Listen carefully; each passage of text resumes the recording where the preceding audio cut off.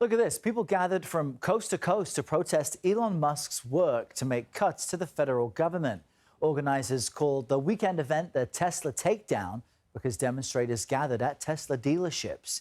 All the rallies weren't confined to the U.S. either. Protesters also came together across the pond in London as well. CBS News correspondent Tom Hanson joins us from a Tesla dealership here in New York City to talk more about this. Tom, good morning to you. What specifically was the goal of all this? Yeah, well, Errol, there were really three things that were the goal from this weekend of protests. One was for Tesla owners to sell their vehicles. Two was for investors to dump their stocks. And three, of course, as you mentioned, those protests that popped up over the weekend. We're standing at a showroom here in downtown Manhattan, the meatpacking district, the Tesla showroom right behind me. You can see that the police barricades are still up. And you can also see that not everything was entirely peaceful here. One of the showroom windows is shattered. Now, this was something that we saw across the country, pockets of people, hundreds of people showing up in states both red and blue to voice their disapproval for Elon Musk. Now, obviously, this is something that is tied directly to his position heading up the Doge part of the government.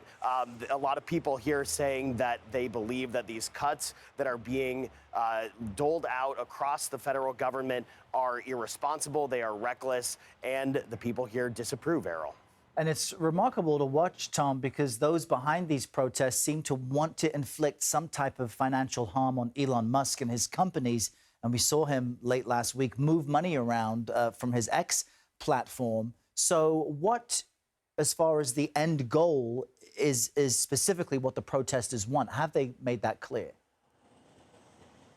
Yeah, well, like you said, it's to hit Elon Musk where it hurts the most. You know that he brings in a lot of his wealth as the richest person in the world from his Tesla companies. And so they are trying to send a clear message by showing up outside of these Tesla showrooms. Also, this is kind of a punctuation point on a growing movement of vandalism against Tesla owners, so much so, Errol, that I'm not sure if you've noticed this. If you see a Tesla car out on the street, I've seen this several times in the past week or so, there are bumper stickers that are coming out where Tesla owners are saying, I bought this car before Elon Musk was appointed to this position. So really, they want to create a financial strain on the billionaire in order to send a clear message and then drive change, which they hope will be to get him out or to at least make him change some of these cuts that he is doling out across the government.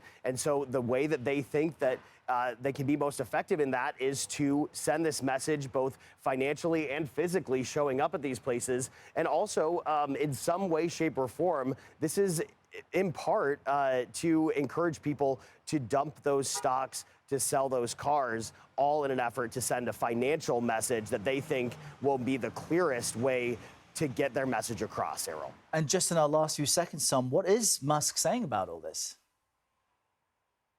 Yeah, well, obviously, he is not pleased. He has called on prosecution of people who are vandalizing both the Tesla cars and, of course, his showrooms. You may remember, Errol, that Pam Bondi came out, the Attorney General came out last week and said that vandalism against Tesla cars could be treated as domestic terrorism. So there is definitely a lot of concern on behalf of Elon Musk as these protests bubbled up over the weekend.